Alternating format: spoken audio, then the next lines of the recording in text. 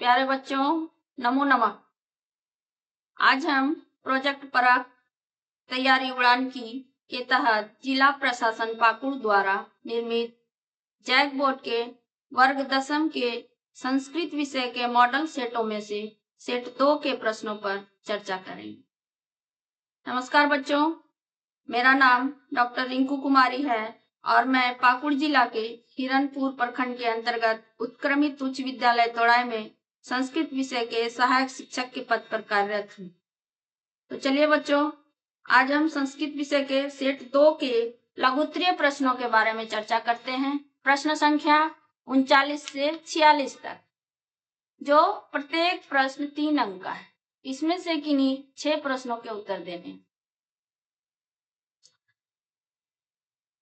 श्लोकस्य अन्वयम् मंजूषातः पदानि चित्वा पुर्यत्। श्लोक का अन्वय करके मंजूषा की सहायता से रिक्त स्थान को पूरा करना है। क्वेश्चन नंबर 39 श्लोक है, प्रजा सुखे सुखम राज्ञः प्रजानां च हिते हितम् नात्म प्रियम हितम राज्ञः प्रजानां तु प्रियम हितम्। प्रजा सुखे सुखम राज्ञः, प्रजा के सुख से ही राजा का सुख है। प्रजा सुखे सुखम राज्ञः, प्रजा का सुख ही राजा के लिए अपना सुख है। और प्रजानां च हिते हितम, और प्रजा की रक्षा, प्रजा का हित ही राजा का अपना हित है। ना आत्म प्रियम हितम राज्ञः, और राजा का अपना कोई हित या अपना कोई सुख नहीं है। प्रजानां तो प्रियम हितम, और प्रजाओं का हित ही, प्रजाओं का सुख ही राजा का अपना सुख होता है। अन्वय है,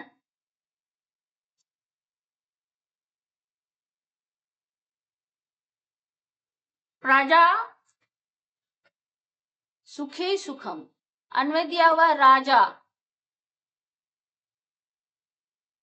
राजा हितम सुखम च,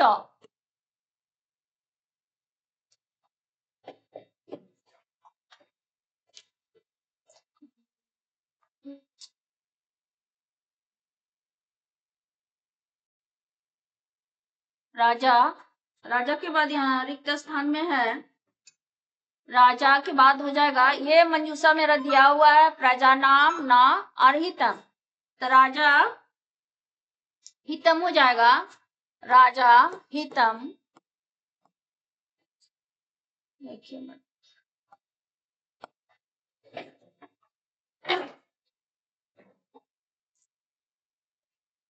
इससे क्यों होने लगा, पाला हो गया, पाला मंजूषा से भरा गया, हितम, राजा हितम सुखम च प्रजानाम, प्रजानाम हिते हितम ना आत्म प्रियम, यहाँ पे हो जाएगा ना, पूरा हो गया अन्वय। राजा हितम सुखम च, राजा का हित और सुख, प्रजानाम हिते हितम,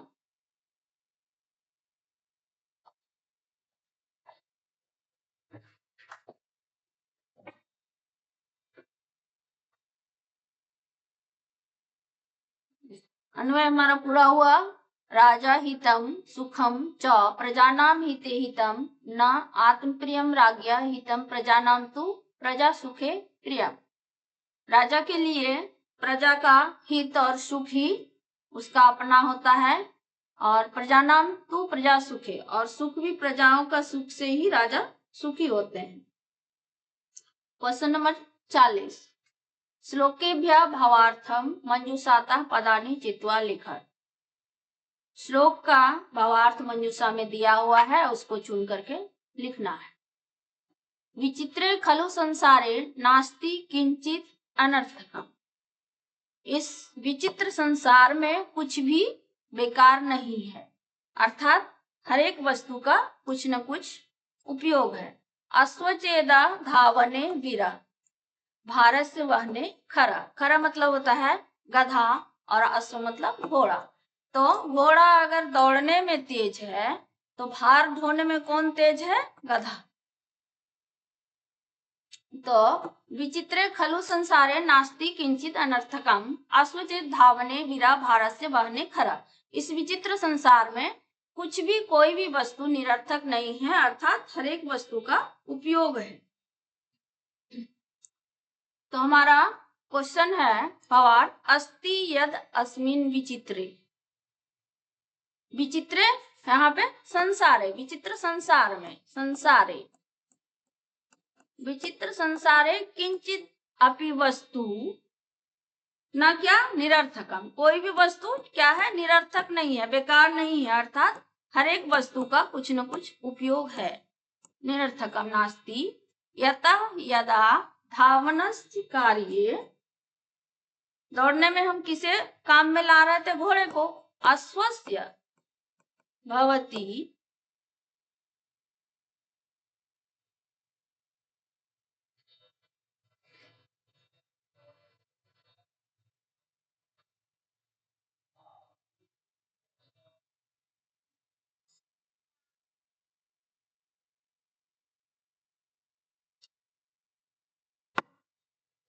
ये धावनस्य कार्य, यहाँ पे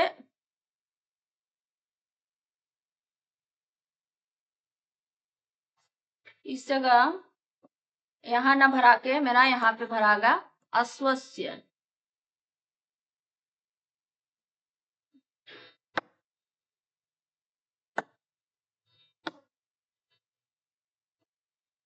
अश्वस्य प्रयोग क्रियते, अर्थात धावन के कार्य में किसको हम लगाते हैं, तो घोड़े को लगाते हैं।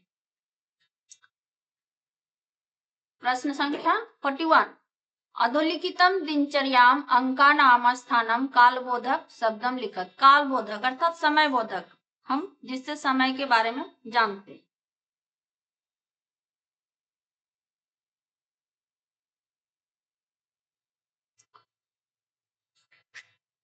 पहला है 41 का पहला है राम प्रातः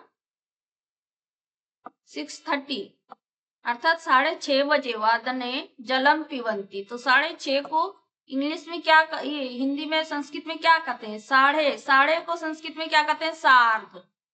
तो सबसे पहले हम लिख देंगे सार्ध, और उसके बाद 6:30 बज रहा है। षट वादनम, षष्ठ वादनम या वादने। दूसरा है रघु 3 वादने विद्यालयात् गृहम आगच्छति। 3 का संस्कृत लिखना है हमको। त्रिवादने, 3 का संस्कृत त्रिवादने।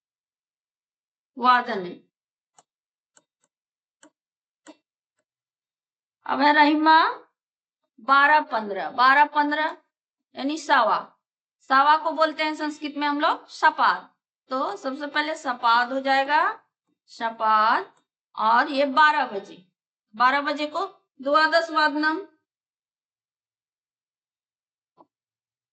द्वादश वादने। वादने वादनम दोनों हम कर सकते हैं। तो 6:30 का साढ़े का हो गया सार्ध, ये 4 होता है, जिसमें हम 3 आया है क्वेश्चन में। सबसे पहले साढ़े को बोलते हैं सार्ध, और सवा को बोलते हैं सपाद, और पौने को बोलते हैं पादोन। इसके आधार पे हमारा समय वाला क्वेश्चन बन जाता है। तो 6:30 का हो गया, साढ़े का सार्ध, 6 का षष्ठ और वादने, और 3 का हो गया त्रिवादने। और यहाँ पे है 12:15, सवा का हम क्या देखें, सवा का सपाद, सपाद द्वादश वादने। ये हो गया हमारा। अब अगले क्वेश्चन की ओर। अब है 42 नंबर का क्वेश्चन, वाच्य परिवर्तन। वाच्यानुसारेण समुचितम विकल्पम चित्वा रिक्त स्थानानि कुरु। पहला है अमलः क्षेत्रम, गम्यते, गच्छति, गच्छन्ति, गम्ये। तो अमलः क्षेत्रम है, द्वितीय विभक्ति है, इसलिए हो गया गच्छति।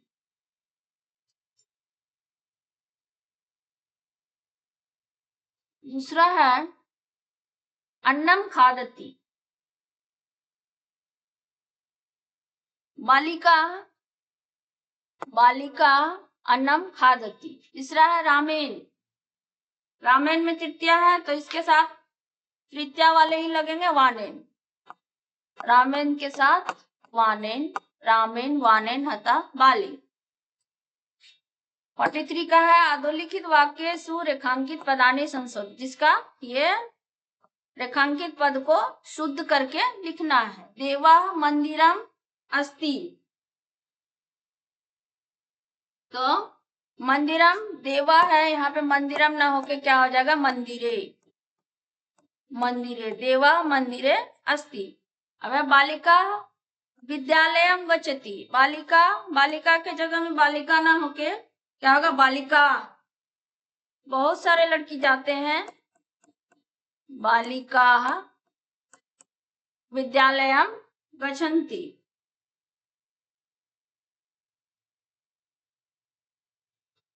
स अन्नम खदामी, खदामी हम जानते हैं किसके साथ लगता है, अहम के साथ लगता है, असा के साथ क्या लगता है, ती। तो स अन्नम खदामी के जगह क्या हो जाएगा, खादती। अब 44 का अधोलिखित वाक्य सुरेखांकित पदानाम प्रश्न निर्माणम कुरु, ये हमारा उत्तर दिया हुआ है, इसको हमें क्या करना है, प्रश्न बना देना है। सतशक्तियानाम कज्जल मलिनम धूमम मुंचति, कज्जल मलिनम कैसा है, कज्जल के समान, काजल के समान मलिन है, तो किसके समान, कीदृशम, किसके समान मलिन है का, कीदृशम। ये जो अंडरलाइन है सिर्फ इसको चेंज करना है, बाकी वाक्य पूरा वही रहेंगे। सतशक्तियानाम कज्जल मलिनम, तो कज्जल मलिनम के जगह में हो जाएगा कीदृशम। अब महानगरेषु वाहना नाम अनन्या पंक्तया धावंती, महानगरों में वाहनों के अनन्य पंक्ति रहते हैं, तो हिंदी में देखेंगे कि कहाँ पे रहते हैं, तो कहाँ का क्या हो जाएगा, कुत्र।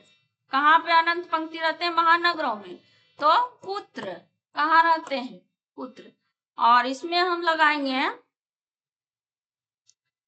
प्रश्नवाचक चिन्ह, प्रश्न निर्माण करना है, प्रश्नवाचक चिन्ह लगाना है, ये देना पड़ेगा। प्रकृत्या सन्निधो वास्तविकम सुखम, किसके समीप में वास्तविक सुख की अनुभूति होती है, प्रकृत्या समीपे, तो कस्या स्त्रीलिंग है प्रकृति, इसलिए कस्या समीपे, कस्या समीपे।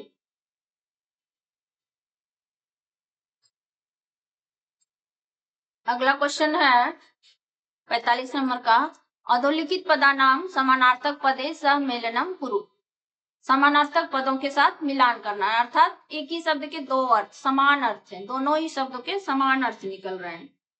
सलिलम मतलब जल होता है, सलिलम, तो क का आंसर हमारा हो जाएगा, सलिलम का क्या हो जाएगा, जलम, 2 नंबर। उसके बाद है ख में है आम्रम, आम्रम मतलब आम होता है, आम्रम का, आम का होता है संस्कृत में रसालम, रसालम दिया हुआ है हमारा 4 नंबर में। और ग नंबर का है वनम, वनम मतलब जंगल, काननम, काननम है हमारा 1 नंबर में। घ में है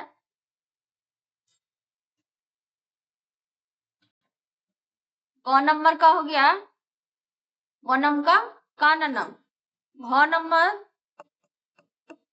शरीरम, शरीरम का होता है तनु, तनु है हमारा 3 नंबर में।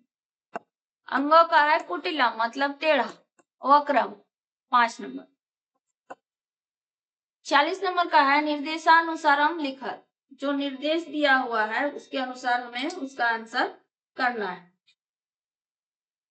कश्चित् कृषकः अन्योपद्यो विशेषण पदम, कश्चित् कृषक में इसका विशेषण पद देखना है, तो कश्चित् ही है इसका विशेषण, कश्चित्,